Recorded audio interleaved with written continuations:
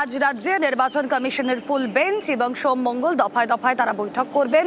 প্রতিটি রাজনৈতিক দলের সঙ্গে তারা বৈঠক করবেন। মিনিট 15 করে তাদেরকে সময় বেঁধে দেওয়া হয়েছে। আগামীকাল দুপুরে ডিএম এসপি সিপিদের নিয়ে বৈঠক। জেলা ধরে ধরে ভোট প্রস্তুতি নিয়ে রিপোর্ট নেবেন তারা। ভোটের প্রস্তুতির পাশাপাশি এসআইআর নিয়েও আলোচনা। রাজ্যের সিইওর সঙ্গে আলাদা বৈঠক। সাপ্লিমেন্টারি তালিকা প্রকাশ করতে চেয়ে প্রস্তাব রাখবেন সিইও। মঙ্গলবার কেন্দ্রীয় বাহিনীর প্রতিনিধিদের সঙ্গেও বৈঠক। ডিজি ও মুখ্য সচিবের সঙ্গেও বৈঠক কমিশনের ফুল বেঞ্চের। বিএলওদের সঙ্গেও সাক্ষাৎ করবেন কমিশনের ফুল বেঞ্চ। করবেন সাংবাদিক সম্মেলন।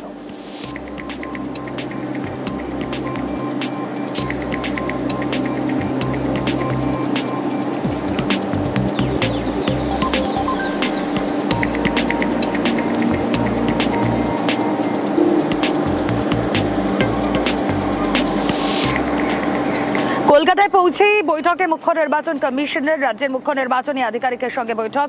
জ্ঞানেশ কুমার, মনোজ কুমার আগরওয়াল বৈঠকে স্পেশাল রোল অবজারভার সুব্রত গুপ্ত। কথা বলবো, প্রতিনিধি সোমরাজ বন্দ্যোপাধ্যায় রয়েছেন সঙ্গে। সোমরাজ, কলকাতায় পৌঁছেই বৈঠকে মুখ্য নির্বাচন কমিশনার, এই মুহূর্তে কি কি আলোচনা তাদের ফোকাসে রয়েছে?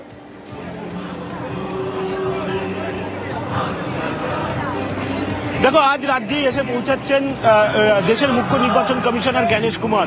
তিনি রাত 8টা নাগাদ কলকাতা বিমানবন্দরে এসে পৌঁছাবেন এবং তারপর নিউ টাউনের একটি বেসরকারি হোটেলে তারা যাবেন। এবং যেটা কমিশন সূত্রে জানা যাচ্ছে, আজ রাতেই প্রাথমিকভাবে আলোচনা হতে চলেছে রাজ্যের এসআইআর পরবর্তী পরিস্থিতি এবং রাজ্যের বিধানসভা ভোটের প্রস্তুতি নিয়ে রাজ্যের মুখ্য নির্বাচনী আধিকারিক মনোজ কুমার আগরওয়ালের সঙ্গে। দেশের মুখ্য নির্বাচন কমিশনার জ্ঞানেশ কুমার এই বৈঠকটি করবেন রাত 10টা নাগাদ বলে কমিশন সূত্রে আমরা জানতে পারছি। শুধু তাই নয়, স্পেশাল রোল অবজারভার সুব্রত গুপ্ত উপস্থিত থাকবেন।